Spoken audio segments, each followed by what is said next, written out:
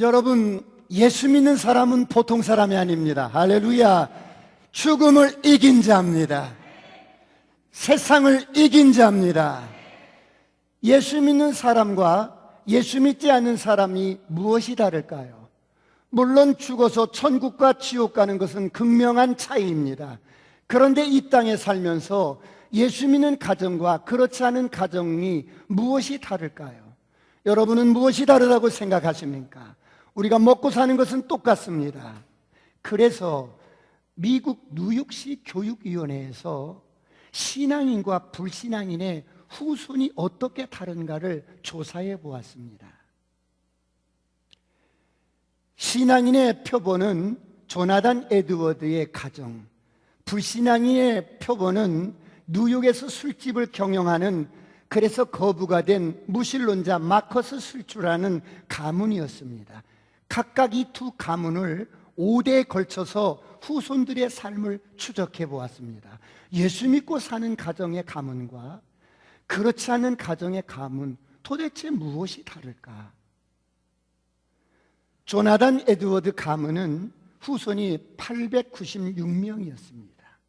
5대에 걸쳐서 여러분, 대학 총장이 12명이 나왔고 교수가 65명이 나왔습니다. 의사가 60명이 나왔고 군인이 75명이 나왔습니다. 여러분, 저술가가 85명이 나왔고 변호사, 판사, 법조인이 130명이 나왔습니다. 목회자가 100명이 나왔고 장로, 집사가 286명, 공무원이 50명이 나왔습니다. 그 외에 부통령이 1명이 나왔습니다. 불신앙과 무신론자였던 마커스 술주의 가문의 5대를 걸쳐서 후손은 모두 1062명이었습니다. 그 가운데 범죄자가 96명이었고 정신병과 알코올 중독자가 58명이었습니다. 율락 여성이 65명이었고 영세민으로서 286명이 정말 가난하게 살았습니다. 그리고 460명이 교육을 제대로 받지 못한 채 살았습니다. 마커스 술주 가문의 범죄자와 정신병과 알코올 중독자, 율락 여성 등으로 미국 정부가 투자한 돈이 1억 5천만 달러, 우리나라 돈으로 1,550억 원이나 되는 돈을 그 가문에 투자를 했습니다. 사랑하는 성도 여러분, 이것이 무엇을 말해주는 것입니까? 두 가문의 후손, 극명한 차이를 지금 보여주고 있습니다. 여러분, 무엇이 이토록 두 가문의 엄청난 차이와 결과를 가져오게 했을까요? 여러분은 무엇 때문이라고 생각하십니까? 조나단 에드워드, 이 가문의 자녀들에게 이들은 하나님의 말씀을 유산으로 물려주었습니다. 자녀들에게 믿음을 최고의 유산으로 물려주었습니다. 사랑하는 성도 여러분, 그렇다면 이렇게 믿음을 유산으로 물려주었던 에드워드 가문은 엄청나게 영향력을 끼치는 믿음의 명문 가문이 되었습니다. 하나님의 말씀을 유산으로 물려주었던 조나단 에드워드 가문은 자자손손 복을 받는 가정이 되었습니다. 오늘 이런 가정이 되시길 축원합니다. 이런 가문이 되시길 축원합니다. 그렇다면 오늘 우리는 우리 자녀들에게 어떻게 믿음의 유산을 물려줘야 할까요? 첫째로 부모의 역할이 중요합니다. 오늘 본문을 보시면 지혜의 왕이었던 솔로몬은 이렇게 말합니다. 뭐라고 말을 합니까?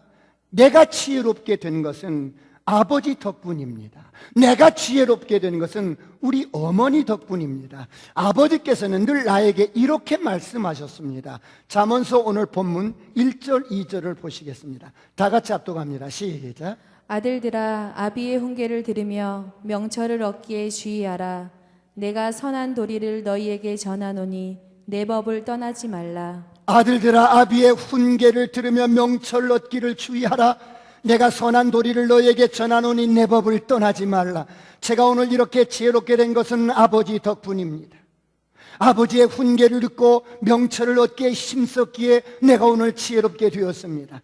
여러분, 왜 우리 자녀들은 아버지의 훈계를 잘 들으면 지혜로워질까요? 아버지의 훈계 속에는 선한 도리가 들어있기 때문입니다.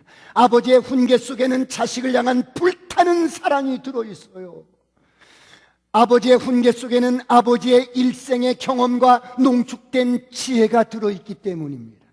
그러므로 자식을 향한 아버지의 이런 훈계를 잘 듣고 아버지가 전하는 선한 도리와 법도를 따르면 자녀들이 어떻게 됩니까? 지혜로운 사람이 되는 것입니다. 명철한 사람이 되는 것입니다.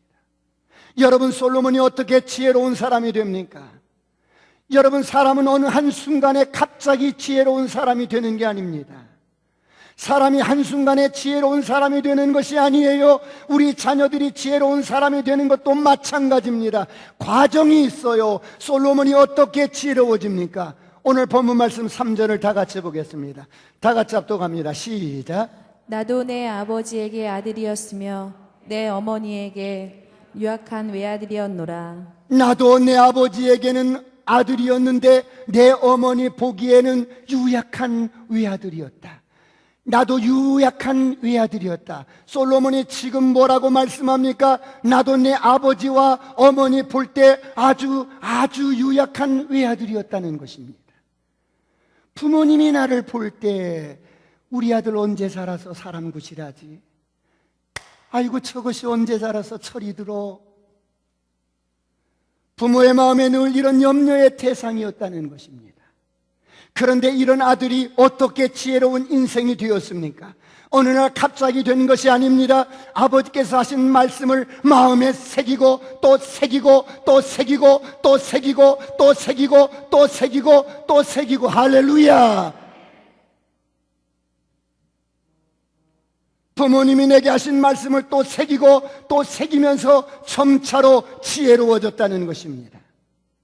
그러므로 아버지께서 늘 내게 이렇게 가르치셨습니다. 어떻게 가르쳤습니까? 오늘 본문 4절을 보시겠습니다. 다 같이 합독합니다. 시작. 아버지가 내게 가르쳐 이르기를 내 말을 내 마음에 두라. 내 명령을 지키라. 우리 아버지는 늘 나에게 뭐라고 가르치셨습니까? 아들아, 내 말을 내 마음에 두어야 한다. 귀로만 듣고 흘러버리는 것이 아니라 내 말을 너의 마음에 두어야 한다. 사랑하는 아들아, 내 말을 너의 마음에 두어야 한다. 사랑하는 성도 여러분, 오늘 여러분은 어떻습니까? 자녀들이 아버지의 말씀을 무시해버립니다. 어머니의 말씀을 무시해버립니다. 마음에 두지 않습니다. 그냥 잔소리로 여깁니다. 아버지 시대와 우리 시대는 세대 차이가 나요. 가치관이 달라요. 장르가 다르다고요. 아버지 말씀을 꼰대라고 여기고 무시해버립니다. 그런데 여러분, 이 아버지의 말씀은 누구의 말씀입니까? 바로 우리 아버지의 말씀. 그 아버지의 말씀. 우리 아버지는 할아버지의 말씀을 마음에 두고 그 말씀을 가지고 평생을 살았습니다. 할아버지께서 하신 말씀을 마음에 두고 평생을 사셨던 우리 아버지께서 그 말씀을 오늘 자기 아들에게 그의 말의 의미를 담아서 가르치는 겁니다. 그러므로 아들아, 내 말을 너의 마음에 두어라. 내 말을 너의 마음에 두어라. 할렐루야. 저를 향하여 선포합니다. 아싸, 꿈 같은 일이 일어납니다. 시작. 아싸. 우리 아버지의 말씀이 바로 할아버지로부터 들었던 그 말씀이 경험이 되어서 이제 그 아들에게 농축된 삶의 지혜로 전해지는 겁니다. 여러분, 이것이 구전이요, 이것이 믿음의 전승이요, 이것이 믿음의 유산이요, 이것이 믿음의 가문인 것입니다. 그래서 탈무드에는 이런 말이 있어요. 당신은 자녀에게 무엇을 물려주고 싶습니까? 나는 내가 부모로부터 물려받은 정신, 내가 부모로부터 물려받은 말씀을 물려주기를 원합니다. 내가 부모로부터 물려받은 것, 그 말씀을 물려주기를 원합니다. 이것이 진정한 유산이요, 이런 은혜가 있기를 축원합니다. 그래서 솔로몬은 그의 약관의 나이 21살에 왕이 됩니다. 일천번제를 드리면서 기도하는데 왕상 우리 3장을 보겠습니다.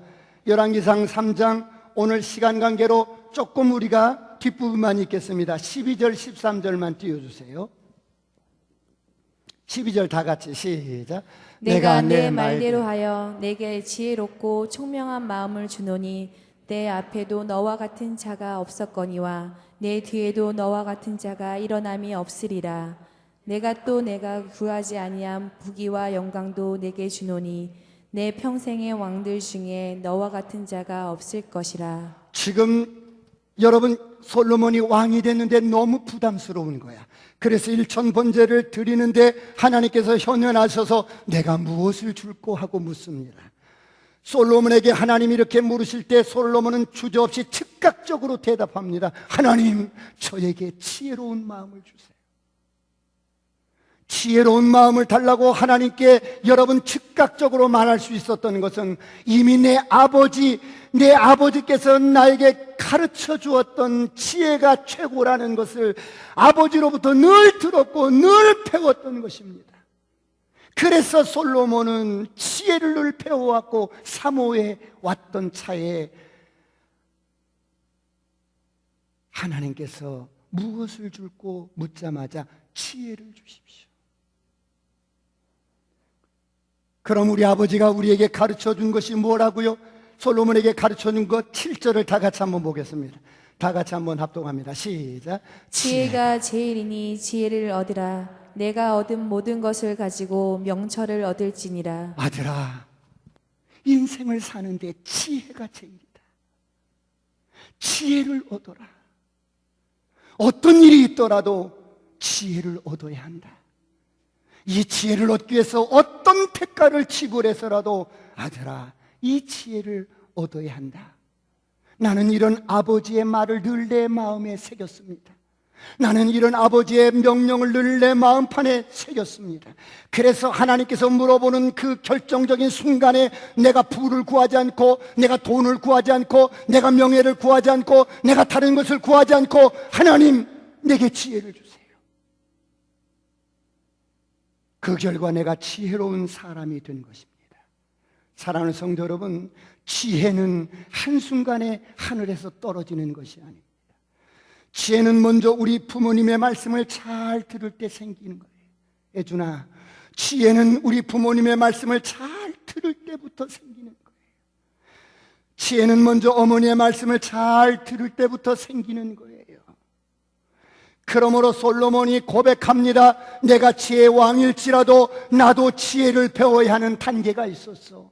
나도 유약한 외아들인 시절을 거쳐서 우리 부모님 보시기에는 아이고 저것이 언제 처리될까, 언제 저것이 다 지혜로워질까, 늘 그렇게 염려의 대상이었던 나도 아버지의 말씀을 새기고 어머니의 말씀을 새기면서 그 지혜가 쌓이고 쌓여서 내가 오늘날 지혜로운 왕이 되었다는 것입니다. 오늘 이런 은혜가 있기를 축원합니다. 축원합니다.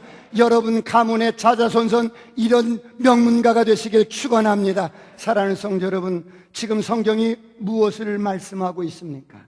부모가 자식에게 지혜를 가르쳐야 자식이 지혜로워진다는 거예요. 부모가 자식에게 지혜를 가르쳐야 자식이 지혜롭게 산다는 거예요. 아무도 아멘을 안 하시네. 부모가 자식에게 지혜를 가르쳐야 자식이 지혜롭게 산다는 거예요. 할렐루야. 그렇다면 부모가 자식에게 가르치는 지혜의 근거가 무엇입니까? 그것이 바로 하나님의 말씀인 겁니다. 사랑하는 성도 여러분, 그러므로 우리는 여기서 부모의 역할이 왜 중요한지 말씀하는 겁니다. 우리는 모두 자식을 낳아서 길러요. 그런데 부모의 사명이 무엇입니까? 자녀들을 이 땅에서 잘 먹고 잘 입고 좋은 아파트에 살고 이런 것을 목적으로 그런 것을 가르치기에 급급할 수 있어요. 그런데 부모의 사명 가운데 가장 중요한 사명은 우리 자녀들의 마음에 하나님의 말씀이 자리하도록 끊임없이 가르치는 것이 부모의 역할입니다.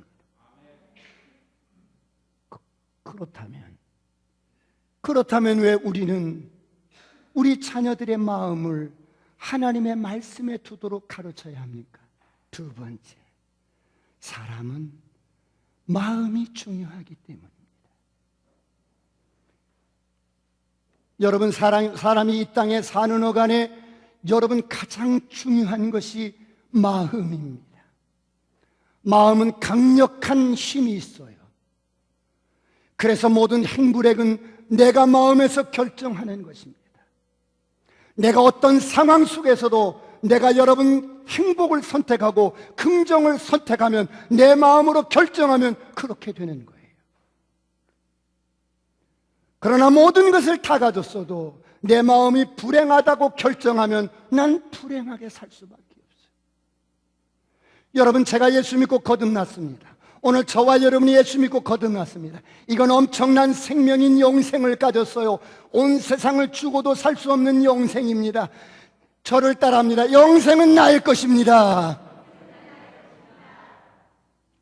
그런데 이런 영생을 갖고도, 천하보다도 귀한 영생을 소유하고도 내 마음에 아이고 이건 시시한 거야, 내 마음에 그렇게 결정하고 생각한다면 엄청난 복음을 갖고도, 죽어도 사는 생명을 갖고도 인생 불행하게 사는 거예요. 그러나 이 복음이 어떤 것인 것을 알고 하나님의 약속을 믿고 감격하면서 감사하는 사람은 여러분 이 복음 때문에 인생을 행복하게 삽니다. 할렐루야. 재미있게 삽니다. 여러분 정말 의미 있게 삽니다. 오늘 이런 은혜가 있기를 축원합니다. 그러므로 마음이 중요한 겁니다. 그래서 우리가 자녀를 가르칠 때 아들아 생각을 조심하거라. 그 생각이 언젠가는 말이 된단다. 아들아 너의 말을 조심하거라. 그 말이 언젠가는 행동이 된단다. 아들아 너의 행동을 조심하거라. 그 행동이 언젠가는 습관이 된단다. 아들아 너의 습관을 조심하거라. 그 습관이 언젠가는 너의 성격이 된단다. 아들아 내 사랑하는 아들아 너의 성격을 조심하거라. 그 성격이 언젠가는 너의 운명을 결정한단다. 사랑하는 성도 여러분, 그런데 현대인들은 이렇게 중요한 마음을 어디에 둘지 몰라서, 마음 관리를 하지 않아서 수많은 사람들이 방황을 합니다. 마치 밤하늘에 유리하는 별처럼 방황하며 삽니다. 인생을 방황하다가 끝내버립니다. 여러분, 우리 자녀들이 방황을 해요. 남편들이 방황을 해요. 아내들이 방황을 합니다. 인생을 끝없이 방황하다가 많은 부모님들이 자녀들에게 먹이고 입히고 공부시켜주면 다 된다고 생각합니다. 그런데 이런 육신적인 것보다 더 중요한 것은 우리 자녀들의 마음입니다. 부모인 저와 여러분은 자녀들에게 마음의 중요성을 가르쳐야 합니다. 자녀들이 마음의 중요성, 마음의 개념조차도 모르고 마음에 여러분 어떤 의미를 모르기 때문에 늘 방황하는 거예요. 여러분, 우리가 가지고 있는 이 마음은 온 우주보다도 큽니다. 그래서 이 세상의 모든 것을 내가 소유해도 만족이 없는 거예요. 이 세상의 모든 것을 다 가져도 마음에 만족이 없어요. 그래서 세상이 주는 물을 먹고 마셔도 만족이 없어요. 이 마음이 채워지지 않습니다. 세상이 주는 모든 것을 다 가져도 이 마음에는 만족이 없어요. 그래서 방황을 합니다. 사랑하는 성도 여러분, 오늘 저와 여러분은 어떻습니까? 내 아이가 교회를 잘 다니면서도 방황을 해요. 내 아이가 신앙이 있는 것 같은데 모태신앙인데 방황을 해요. 하나님을 만난 것 같은데 방황해요. 수련회 때 은혜를 받았는데 방언을 말하는데 방황을 해요. 내 아이가 주일마다 꼬박꼬박 예배 시간에 예배를 드리고 왔는데 방황을 해요. 왜요? 여러분은 왜 그렇다고 생각하세요? 말씀을 마음에 두지 않아서. 그러므로 오늘 성경이 뭐라고 말씀해요? 4장 4절을 보겠습니다. 잠언서 4장 4절 다 같이 시작. 아버지가 내게 가르쳐 이르기를 내 말을 내 마음에 두라 내 명령을 지키라 그리하면 살리라. 아들아, 내 말을 너의 마음에 두어야 돼. 아들아, 내 말을 내 마음에 두어야 한다. 아들아, 내 말을 너의 마음에 두어야 한다. 할렐루야. 사랑하는 성도 여러분, 여러분의 가정을 믿음의 명문가로 이루고 싶지 않습니까? 부모로서 최고의 유산인 믿음을 물려주고 싶지 않습니까? 그러시면 여러분의 자녀의 마음을, 자꾸만 여러분의 자녀의 마음을 하나님의 말씀에 두게 하시길 축원합니다. 많은 부모들이 내 자녀들은 교회 다니니까 신앙생활 잘하고 있다고 생각합니다. 내 아들은 모태신앙이니까 하나님 잘 믿고 있다고 생각합니다. 그런데 여러분, 어릴 때는 부모를 따라서 부모의 말을 듣고 교회를 왔다 갔다 할 수 있어요. 그런데 자녀들이 머리가 크고 대학을 가면 하나님을 떠납니다. 교회를 떠납니다. 믿음을 쳐버립니다. 왜요? 하나님의 말씀을 마음에 두지 않아요. 가장 중요한 이 마음에 하나님의 말씀이 없는 거예요. 종교적인 모양은 있었어. 예배를 드렸던 흔적은 있었어. 그런데 하나님의 말씀을 둔 적이 없어. 다시 말하면 용서하고 들으세요. 하나님 앞에 이 마음을 들여본 적이 없는 거예요. 하나님 앞에 이 마음의 중심을 들여본 적이 없어요. 하나님을 내 마음의 중심을 다해서 하나님을 사랑해 본 적이 없어요. 그래서 마음에 온갖 세상적인 가치관들이 가득한 거예요. 이 마음의 중심을 하나님께 한 번도 드려본 적이 없다고요. 여러분, 예배도 마찬가지예요. 예배도 마음을 다해서 드린 것이 아니라 몸만 왔다 갔다 하는 거예요. 듣기 좋은 찬양에, 듣기 좋은 설교에 여러분이 혼적으로 그냥 은혜 받았어 그러고 마는 거예요. 때로는 부어지는 은혜에 은혜 받고 말았어. 그래서 수많은 날들 속에서 예배를 드려도 사람이 변화되지가 않는 거예요. 고집이 꺾어지지가 않는 거예요. 왜요?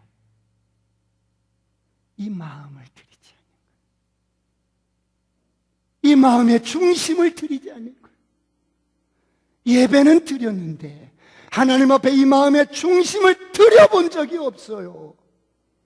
사랑하는 성도 여러분, 우리 자녀들만 그럴까요?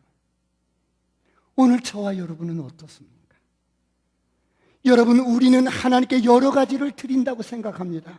나 오늘 예배 드렸어. 오늘 헌금도 드리고 시간도 드리고 찬양도 드리고 몸도 드리고 우리가 여러 가지로 하나님께 봉사하면서 정성을 다해서 드리고 예배를 드리고, 그런데 이런 모든 것들은 사실 뭐예요? 외형적인 이런 것들은 다 드릴 수가 있는데 가장 중요한 마음의 중심을 드린 적이 없다는 거예요. 그래서 예배는 수없이 드려지는데 하나님께서 받으실 만한 예배가 없는 거예요. 사랑하는 성도 여러분, 오늘 여러분은 어떻습니까? 여러분들이 이렇게 때가 되면 고향을 갔다가 그리운 부모를 만나고 형제를 만나고 친구를 만났는데 마음을 그들에게 함께 나누고 교통할 시간도 없이 그냥 어때요? 갔다만 올 수 있어요. 여러분, 우리가 드리는 이 모든 것은 사실 보여지는 외적인 형태예요. 저와 여러분이 헌금을 드려요. 눈에 보여지는 것은 헌금이지만 진정한 내용은 뭐예요? 우리의 마음을 드리는 거예요. 이 중심을 드리는 거예요. 내 마음을 드리는 증거로 보여지는 헌금도 드리고 시간도 드리고 찬양도 드리고 여러분 봉사도 하고,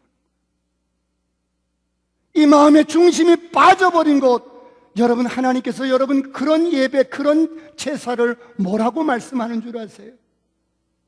말라기서 1장 10절을 보겠습니다. 다 같이 합독합니다. 시작. 만군의 여호와가 이르노라 너희가 내 제단 위에 헛되이 불사르지 못하게 하기 위하여 너희 중에 성전 문을 닫을 자가 있었으면 좋겠도다. 내가 너희를 기뻐하지 아니하며 너희가 손으로 드리는 것을 받지도 아니하리라. 지겹도록 마음이 없는 제사를 드리는데 내가 지겹다. 누가 저 성전문 좀 닫았으면 좋겠어. 그만 두르라고 성전문을 좀 닫았으면 좋겠어. 마음이 없는 제물만 드리는 이런 내가 제사는 더 이상 받고 싶지 않아. 지겨워 그러시는 거예요. 무슨 말씀이에요? 마음을 드리질 않는 거예요. 중심을 드리지 않는 거예요. 종교의 영에 잡혀서 형식적인 것만 드리는 거예요. 오늘 하나님이 우리에게 뭐를 요구하세요? 돈을 요구하십니까? No. 여러분 시간을 요구하세요? No. 재능을 요구하세요? No. 뭐 어떤 것을 요구하세요? 아니야. 너의 마음을 원한다. 너의 중심을 원해. 너의 마음을 원해.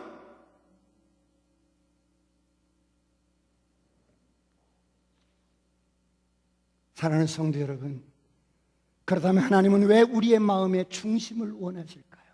세 번째, 우리가 중심을 두려야만이 하나님과 소통할 수가 있어요. 하나님은 우리의 중심을 원하셔요.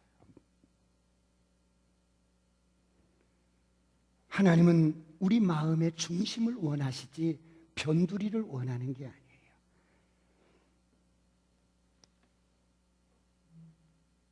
이게 무슨 말씀이냐면 여러분 저를 보세요. 하나님이 우리의 마음의 중심을 원하신다는 것은 이 세상 모든 것이 나름대로 가치가 있어요. 그런데 그 중심의 가치를 무엇에 두느냐 이겁니다. 너의 마음의 중심이 어디 있느냐? 그렇다면 왜 우리가 마음의 중심을 하나님께 드려야 돼요?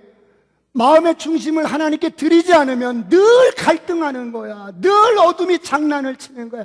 늘 어둠이 나를 갖고 노는 거야. 늘 여러분 나를 휘젓는 거야. 늘 내가 휘청거리는 거야. 늘 왔다 갔다 하는 거야. 늘 여러분 롤러코스터를 타는 거야. 하나님을 섬겨도 한결같이 충성스러운 게 없는 거예요. 마음의 중심을 들이지 못하면 마음이 늘 갈대처럼 흔들리는 거예요. 하나님께 우리의 중심을 픽스시키지 않으면 옆에서 어둠이 자꾸만 건드리는 거예요. 별것도 아닌 것 가지고 사람이 무너져 버리는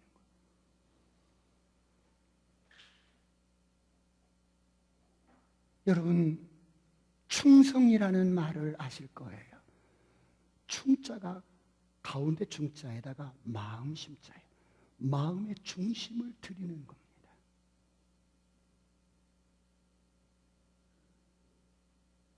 내 마음의 중심을 하나님께 바치고 사역하는 것을 충성이라고 그러는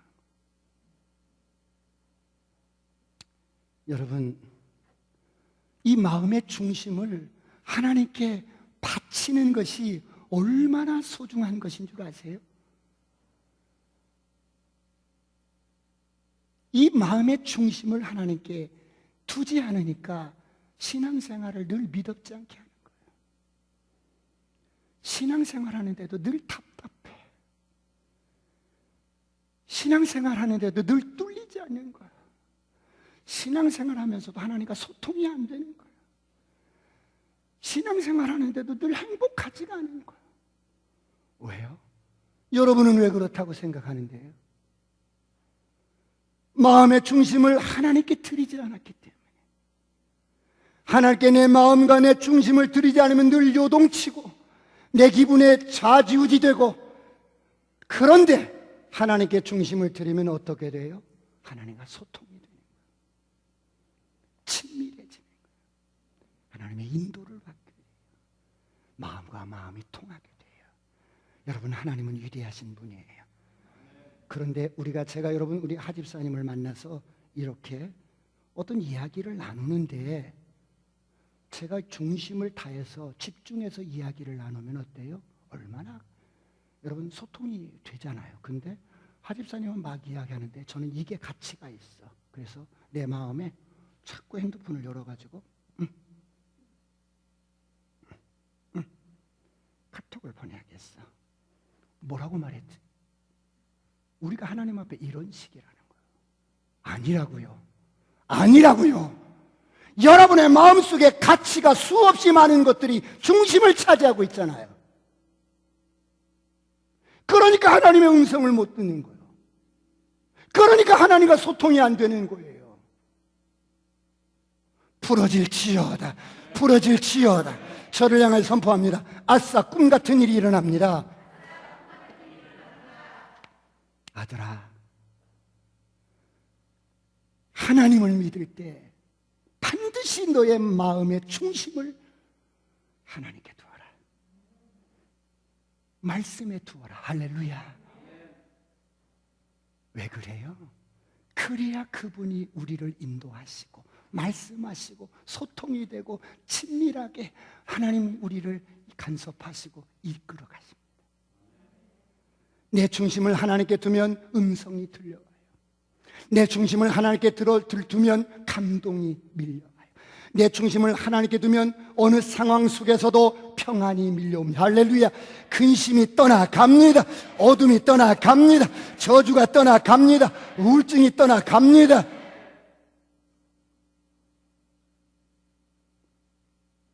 하나님은 어떤 사람과 교제하기를 원하십니까? 중심을 드리는.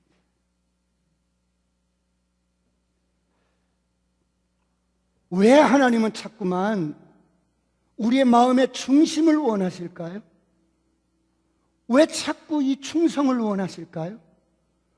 우리 마음을 하나님께 두면, 우리 중심을 하나님께 픽스시키면 모든 것들이 리세팅이 되는 거예요. 우리 마음을 두어야 할 하나님께 우리의 마음을 제자리에 딱 중심을 놓으면 모든 것들이 정렬이 돼버려요.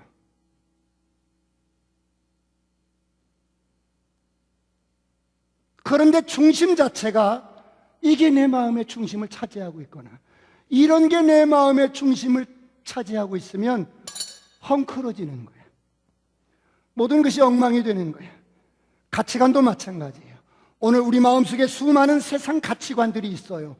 여러분, 그런데 이런 모든 가치관들이 서로 중심을 차지하려고 내가 더 소중해. 아니야, 내가 더 소중해.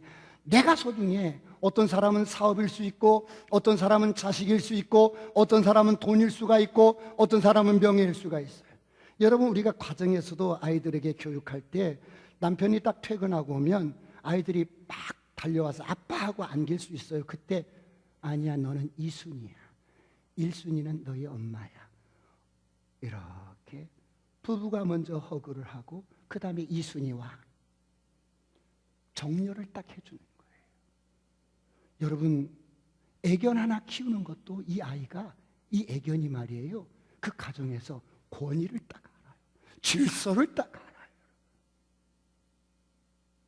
우리 마음의 수많은 가치들이 서로가 중심을 차지하려고 막 다툽니다.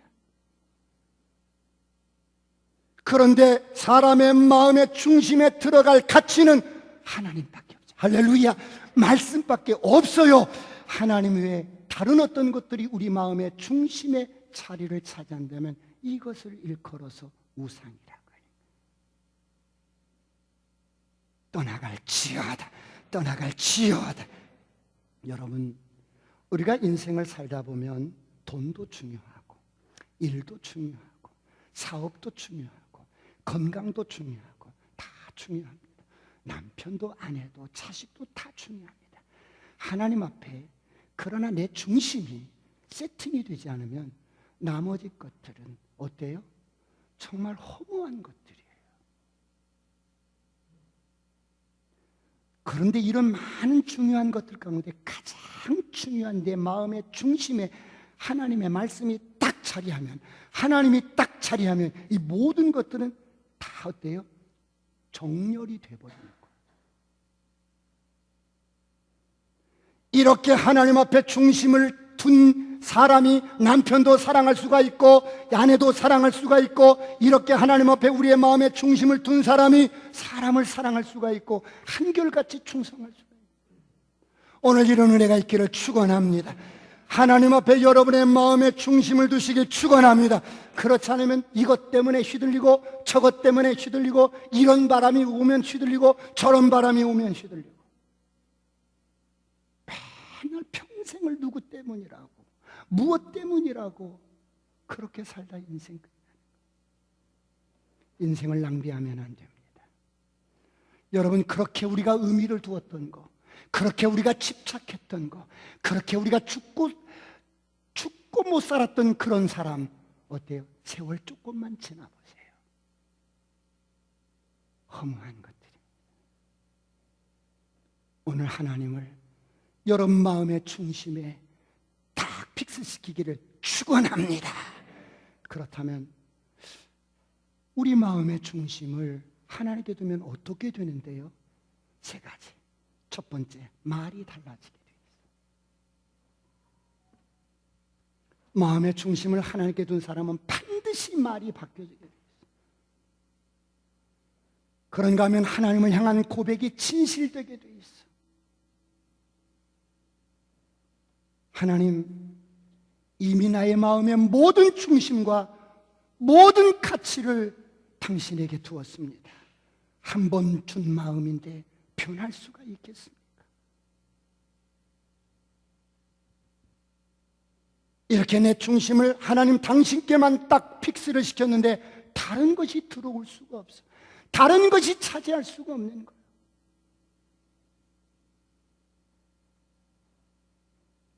하나님께서 내 마음의 중심에 딱 좌정하시고 말씀이 내 중심에 딱 좌정하시니까 내 말이 달라지더라고요. 두 번째, 하나님을 중심에 모신 사람은 어떻게 됩니까? 저를 보니까 그래.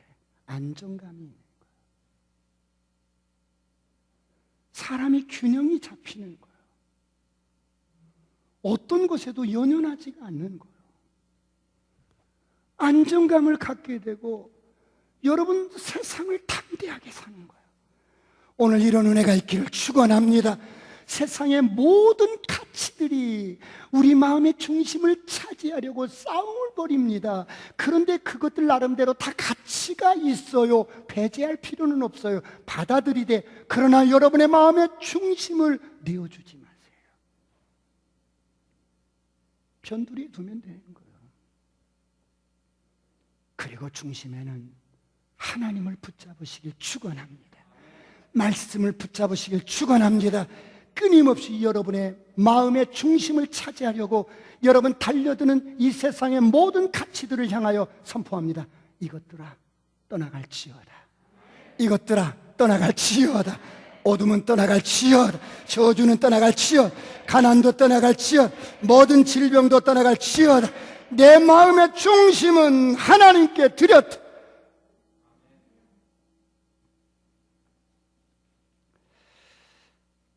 그래야만이 우리 인생이 허무하지가 않습니다.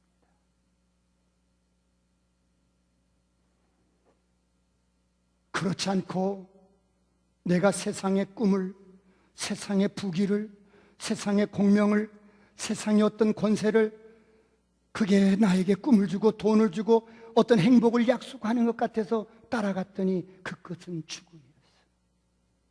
그 끝은 절망이었어. 그 끝은 심판이었어.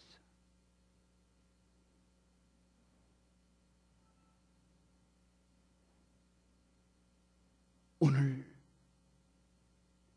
여러분의 마음의 중심을 하나님께 딱 두시면 그것이 돈이든 그것이 세상의 명예든 어떤 신분이든 직분이든 어떤 것이든지 간에 여러분 사실 그렇게 우리가 매달렸던 거 조금만 세월 지나면 아무것도 아닌 거예요. 오늘 이런 은혜가 있기를 축원합니다. 축원합니다. 중심을, 하나님이 내 마음의 중심을 딱 좌정하시면 사람이 안정감이 있는 거예요. 마지막 세 번째, 하나님을 내 마음의 중심에 둔 사람은 내 안에 왕이 계신다는 것을 늘 느끼는 거예요. 내 안에 왕이 계시는 거예요. 천지를 창조하시는, 십자가에서 우리의 모든 죄와 저주를 담당하시고 우리를 구원하신, 나를 살리신 왕 되신 주님이 내 안에 계신다는 것을 늘 느끼는 거예요. 여러분 안에 그 왕이 계십니까? 우리에게 보이지 않지만 그 왕은 우리 안에, 우리 마음의 중심을 내어 드릴 때, 그분은 기쁠 때, 여러분 슬플 때 늘 나와 함께하고 여러분의 눈물을 닦아주고 여러분의 모든 사정을 다 하시는 그런 왕 말이에요. 오늘 그런 왕 되신 주님이 여러분의 삶 속에서 기적이 일상이 되게 하시기를 축원합니다. 축원합니다. 이렇게 우리의 마음이 중요합니다. 여러분의 가정이, 여러분의 자녀들을 말씀으로 자꾸만 가르치고 하나님의 말씀을 마음에 두게 해서 자자손손 믿음의 명문가가 되시기를 축원합니다.